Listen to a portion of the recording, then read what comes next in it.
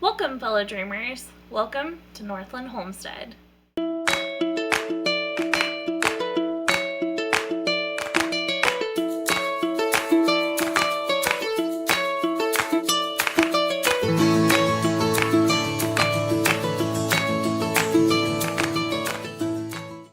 So in today's video, I'd like to share a little bit of the struggle that I have in the summertime. So every summer, like clockwork, I always kind of experience seasonal depression disorder. Now, I think a lot of us think of seasonal depression disorder as it being strictly a wintertime experience, but that's not always the case. For most people who suffer from this disorder, it is a wintertime occurrence. But for others, it can be in the spring, the fall time, the summertime, any time that they consistently experience those depressive feelings. It can be any time of the year. It does not have to be specific to winter. And for me, it's always the summertime. I just do not prefer the heat. I've always liked the cold. I like the snow. I like the comfort. I like all of the comfy vibes with the big sweaters and the blankets and the lights and the candles. All of those cozy activities that you associate with some of the colder seasons. That's just the kind of type of person that I am and the things that I enjoy doing. So one of the activities that I really love to do is to cook and bake. And in the summertime, I feel less inspired to do that. I know in the spring and summertime, you have all of those fresh veggies coming in from the garden, so it seems like it would be a very inspiring time to cook. But being in the kitchen is such a hotter experience in the summertime, as you're standing over boiling pots and really hot stoves, and it's just not as an enjoyable of an experience for me.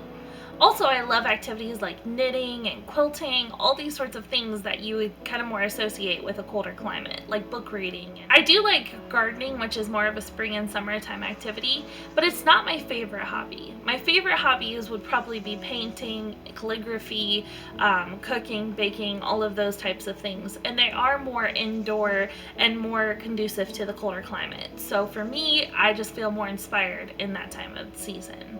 Another reason why the summertime it can be a little bit more of a depressive period for me is that the windows are closed, and I am definitely a windows open kind of person. I love to feel the fresh breeze, smell the fresh air, and having those windows constantly closed can feel a little depressing for me. And not only do we have to have the glass closed, but we also have to have all of the curtains and blinds closed so that the sun's not baking us in the daytime. And that gets really depressing for me as well, because then you can't even see out at all, which it gets a little dark and gloomy, and yeah, that can be a little depressing to me. Also, one of the reasons why I struggle in the summertime is because my kids are home all day long. I love my kids to pieces. They are my heart and soul, but I'm an introvert at heart, and I really need that downtime, that me time, to just kind of get in the right frame of mind for me to be able to be the kind of mom that I want to be. But constantly being around my kids can make me feel a little overwhelmed and overstimulated. So for me, I really need that downtime, and them being at school helps me get that time that I need. With that being said, I really want to kind of combat some of this seasonal depression disorder that I'm suffering from right now. I need to get a plan in place. I've gotten myself cleaned up a little bit. I'm not, in sweatpants and hair all a mess and all that kind of stuff, and that kind of helps my mood as well. That's definitely a tip I would have, is if you're feeling a little more depressed, pull yourself together, make yourself feel more confident. I put on my favorite dress so that I can feel a little bit better about myself, and I'm going to try to combat some of these negative feelings that I've been feeling over the past couple of days with a little bit of activities that I enjoy. So let's get to planning a more positive summertime day.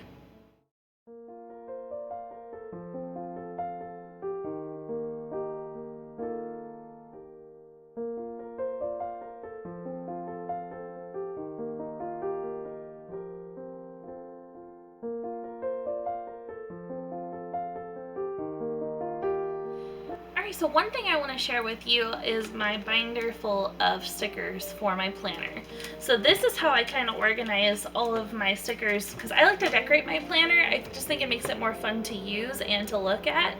I have them divided into different categories, and every single page of my stickers is in a page protector. So I'll put them back to back so that each side of the page protector has a sheet of stickers, and then they're just organized in like categories. So right here I have all of my kind of school-based stickers because I'm still in grad school, so I do have college work I still have to do. So I do have some college-based stickers to go along with that. And then I also have more like domestic stuff like chores and house cleaning type things, and appointments like doctor visits and picking up meds and dentist appointments, that sort of thing. Family stuff, food stuff, so like for cooking, cookies, ice cream, vegetables, all that kind of stuff. Some shopping, workout type stuff, vacation stuff like flights and plane tickets. These are just more of your like generic ones with like hearts and things like that. And these are seasonal kind that I have for like Christmas, Valentine's Day, all of those sorts of things, and summertime stickers. And yeah, these are all Christmas. Again, just more generic stickers. And then these are like for nail appointments, dog visits of like grooming and things like that, book reading, just all kinds of random things. But this is kind of how I stay organized and see what I have to work with. So this really comes in handy. So I'm going to just go ahead and put some stickers on my planner. It's just a much better way to plan my day and make the process a little more enjoyable.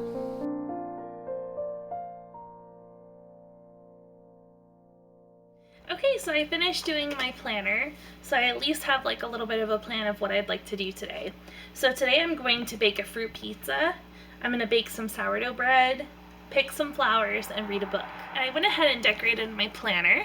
So I've got a little bit of fruit there for the fruit pizza, some flowers for the flowers that I'm going to pick. I've got this little sticker that says book to read, and a little bread, like emoji I guess, there for the sourdough. So just a fun way to kind of get in the headspace of what I want to do today.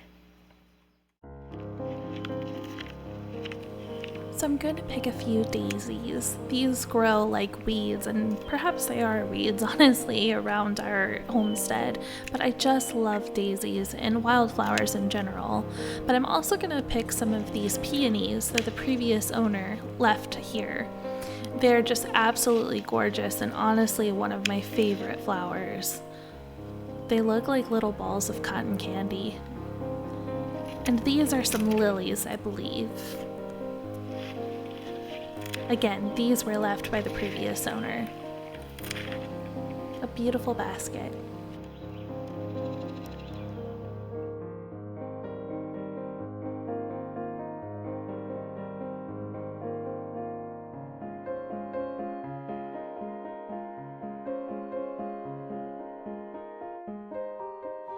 Okay, so I didn't show you arranging the flowers only because I've shown you arranging flowers for the past couple of videos, but that definitely helped boost my mood. There's nothing like seeing pretty flowers to help you put you in a good mood. Alright, so now I'm going to do my stretch and folds for my sourdough bread. I've already got this dough going, but it's going to need to do its bulk rise for probably the entire night, and I'll come back to this in the morning, but I'm at least going to do the stretch and fold now. This is only my second time working with this dough. Since I made this video, I've actually made a couple more loaves. I'm starting to get the hang of it, but I will say I think sourdough bread is a little more difficult. Now I'm going to make the pizza crust for the fruit pizza.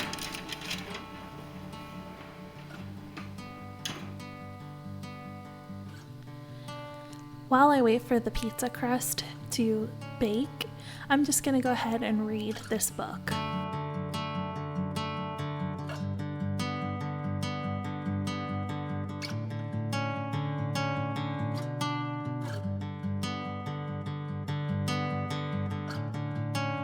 This is a great book about trauma and how it affects our brains.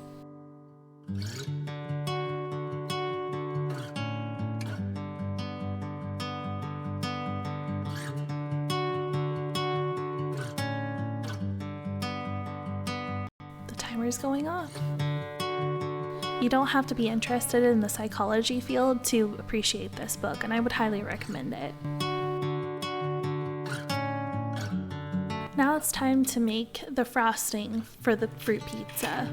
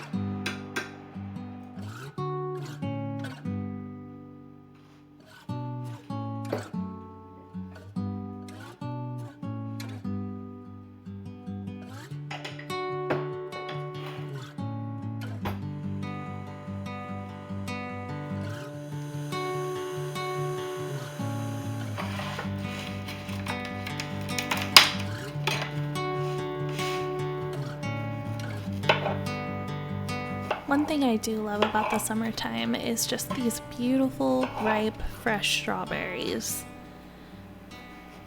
Even just beside the taste, I just think they're fun to work with. The bright colors, the smells, that part of the summertime I really appreciate.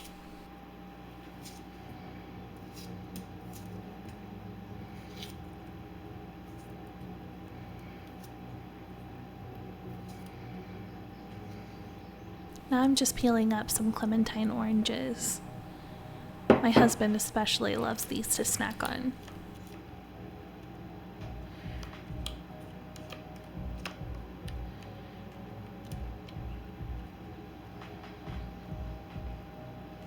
This recipe made a lot of frosting. I think next time if I was to make this again, I would probably reduce this by about a third. But then again, my kids were definitely not complaining.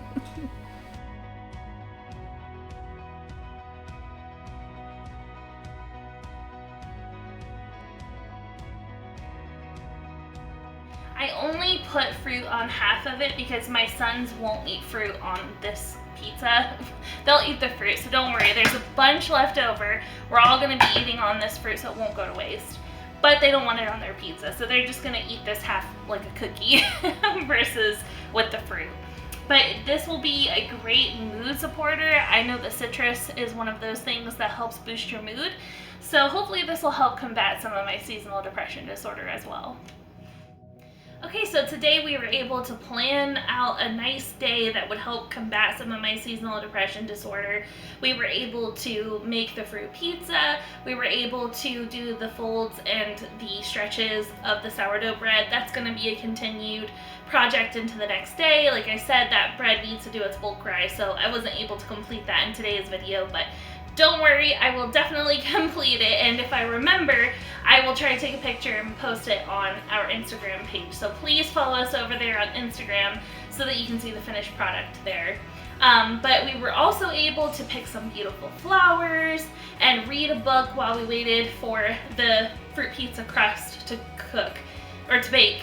So it was a great night. I feel much better. I feel like that's definitely boosted my mood and helped get me out of the little bit of the stupor that I've been in lately. So if you're feeling depressed at all this summer, I highly encourage some of these activities to kind of boost your mood as well. Thank you so much for joining us today. Catch us next time. We'll see you later. Bye.